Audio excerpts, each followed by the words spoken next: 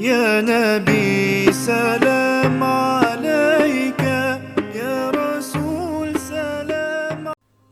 بسم اللہ الرحمن الرحیم۔ وہ خوش نصیب صحابی جنہیں سجدہ کرنے کے لیے عرش اور کرسی سے بھی افضل جگہ ملی۔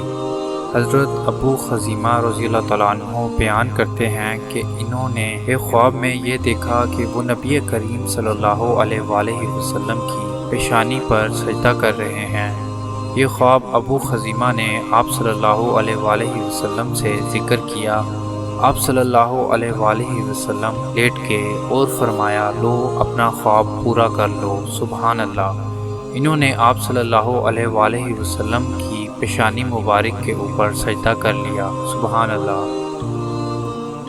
اس ویڈیو کو ثواب کی نیت سے زیادہ شیئر کریں اور مزید اچھی ویڈیوز کے لیے ہمارے چینل دا میسنجر آف اللہ کو سبسکرائب کریں۔